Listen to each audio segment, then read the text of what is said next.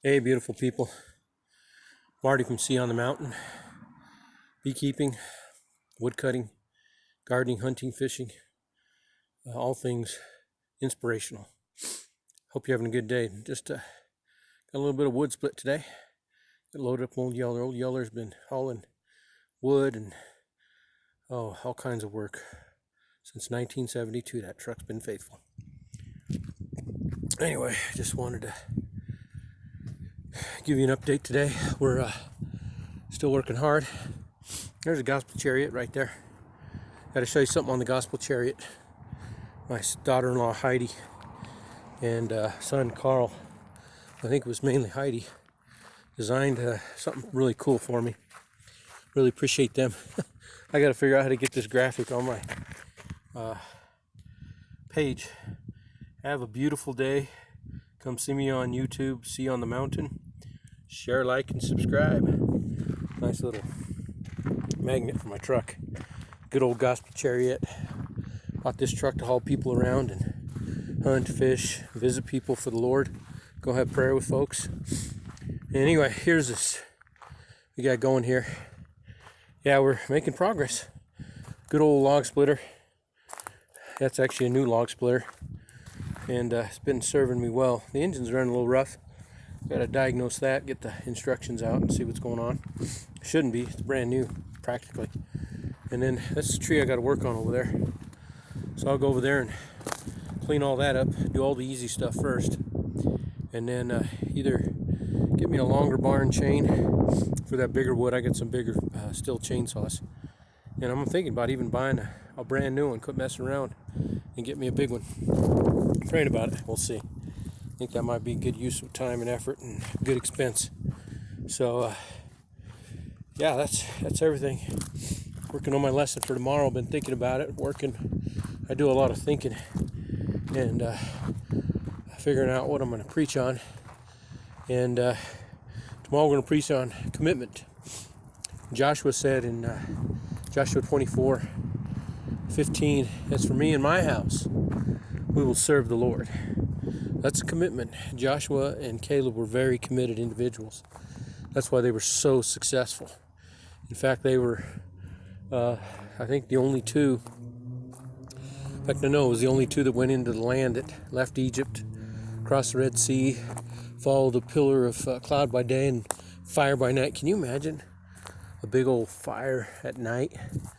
Man, how amazing that must have been.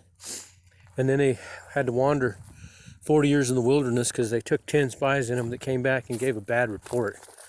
Man, bad news people. Saying, delusional bad news people.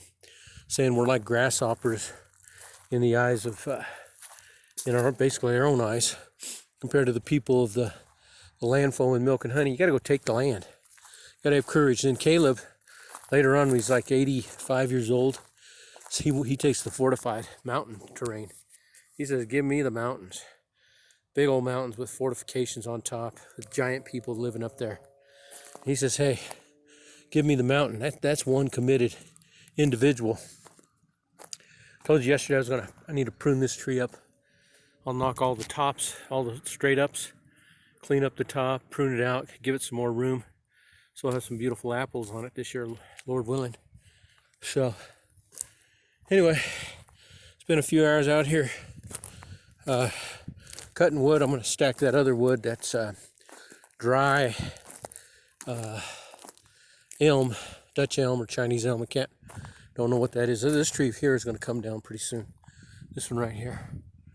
I'm going to drop that right down here, and then I'll get that all taken care of. That one's still alive though. I just don't want it there because I want to garden back beyond. I want to be able to garden back here, and I need the sunlight to come through. Branches breaking off. We get some pretty horrific winds through here in Colorado along the front range here. Oh, the sun's going down. I love this time of night. Anyway, folks, you have great potential. We all do. I don't think we tap our enough potential, and you got to have commitment. Great commitment to do that. So I was talking about yesterday. So, yeah, thinking about Joshua and Caleb. I think about them almost every day. And at that age, going into taking the land full in milk and honey, pretty amazing people. And I want to try to be like that more and more every day.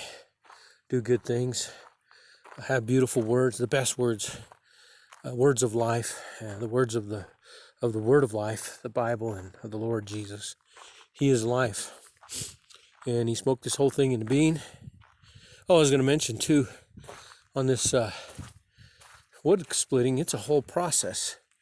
I'll show you a video of Seth taking this tree down with a big old crane. So you take the tree down, take it down out of the sky safely. He was able to take it down right above this camper, right above that shed, and didn't hit the house next door. That tree was leading toward the house. That's why I didn't want to take it down, because I didn't think it would clear this little house. That's how tall it was. This little house that's abandoned right now. But yeah, this is a process to get this all into firewood and taken care of. So I'll go in there and buck all of that out into little pieces like that. And then from pieces like this, you go in to get it and split it up. You know, you chainsaw it and then you put it on the splitter. I'll hand split some of this just for old time's sake. You're gonna need to tarp down the splitter for the night. And then of course you saw the truck. You got to load it up somewhere, and then I'll stack it out, and then I'll burn that. That's ready to burn. It's actually so dry. So it's the whole process. So you got a chainsaw, a splitter, a giant crane to take it down with more chainsaws, and what other engine you have to keep running? Chainsaw, splitter, and the crane to take it down. Oh yeah, and the truck, the old yellow truck, keep that running. So it takes a fair amount of process. It's all a process. Like if I try to get this all done in one day, I'd probably get hurt overdoing it. But just steady every day. I've got as far as I could get. I was getting really tired. When you get too tired, you got to be careful, because you can get hurt. That's when you start rushing. That's when things happen, especially with, you know, this kind of machine. I had a friend had another splitter, and he actually got his thumb caught right here. Yep, against here. Somehow he got, probably getting tired. Him and his son, he got part of his finger cut off. So you got to be careful with equipment like this, especially chainsaws. I wear my chainsaw chaps. I wear my helmet, and I'm very careful, because you slip one time with a chainsaw and you cut your leg, and you can bleed out. So this kind of work, you don't want to overdo it. Guys that do it professionally they're in super great shape. So you just follow the process. Start getting too tired, slow down, take a break, and then if you're really too tired, it's time to quit. So there you go. Sun going down. Sun already gone down. I guess tomorrow's Super Bowl. But hope you all have a blessed, beautiful evening. And share, like, and subscribe. I'll see you on the mountain.